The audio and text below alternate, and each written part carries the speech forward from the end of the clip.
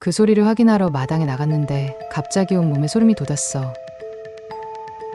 작년 여름 나는 조용하게 글쓰기에 집중하려고 서울 변두리에 한 오래된 한옥을 월세로 얻었어. 고즈넉하고 마당도 이쁘고 해서 마음에 들었지. 거기다가 월세도 너무 저렴한 거야. 다만 부동산 아줌마가 이 집은 20년 전까지 무당이 살던 곳이라고 했지만 난 그저 웃어 넘겼지.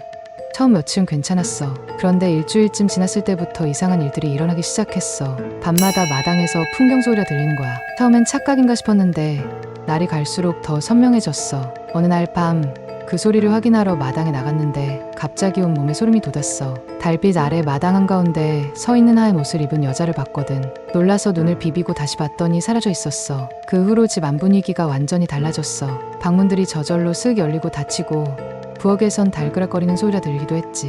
혼자 있을 때면 누군가 내 어깨를 툭툭 치는 것 같은 느낌도 들었고 가장 무서웠던 건 어느 새벽에 일어난 일이야. 화장실에 가려고 일어났는데 거실에 촛불이 켜져 있더라고. 그리고 그 앞에 무당 복장을 한 여자가 앉아서 무언가를 중얼거리고 있었어. 겁에 질려 소리도 못 지르고 그대로 방으로 도망쳤지. 다음날 아침 용기를 내서 거실을 확인했는데 아무것도 없었어. 하지만 바닥에 붉은 얼룩이 있더라고. 나중에 알고 보니 그게 닭피였어. 결국 집주인에게 연락해서 상황을 설명했어. 그랬더니 집주인이 한숨을 쉬면서 말하더라고. 이 집 마지막 주인이었던 무당이 20년 전 이곳에서 굿을 하다가 갑자기 죽었대. 그 후로 이 집에 살던 사람들이 모두 이상한 일을 겪고 떠났다고. 난 그날로 짐을 싸서 그 집을 나왔어. 그 집을 나온 후에도 악몽은 계속됐어. 매일 밤 그 하얀 옷의 여자가 나를 쫓아오는 꿈을 꿨지. 잠을 설치다 보니 일상생활에도 지장이 생겼고 결국 다른 방법을 찾아보기로 했어. 친구의 소개로 서울 외곽의 한 무당을 찾아갔어. 처음엔 반신반의했지만 그 무당은 내 말을 듣자마자 심각한 표정을 지었어. 그 집에 있던 영혼이 너를 따라온 거야. 해결하려면 그 집으로 다시 가야 해. 무서웠지만 이대로는 안 될 것 같아서 무당과 함께 그 집을 다시 찾았어. 집 앞에 서자마자 등골이 오싹해졌지만 무당은 의연한 모습이었어. 무당은 집 안으로 들어가 곳곳을 살펴보더니 마당 한가운데 서서 눈을 감았어. 갑자기 바람이 불기 시작했고 무당의 목소리가 변하기 시작했어. 내가 왜 떠나지 못하는지 알아? 아직 내일이 끝나지 않았어.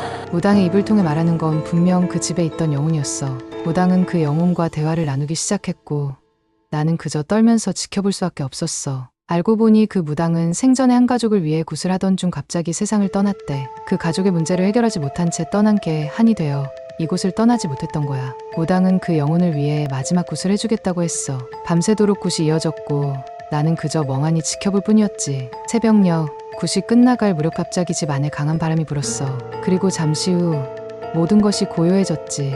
무당은 지친 목소리를 말했어. 이제 됐어. 그 영혼이 편안히 떠났어. 그 후로 악몽은 사라졌고 그 집에 대한 공포도 점차 잊혀졌어. 가끔 그 일을 떠올리면 아직도 소름이 돋지만 이제는 그저 먼 기억일 뿐이야. 이 경험을 통해 우리가 모르는 세계가 있다는 걸 느꼈지. 그리고 때로는 우리의 상식으로는 설명할 수 없는 일들도 있다는 걸 말이야.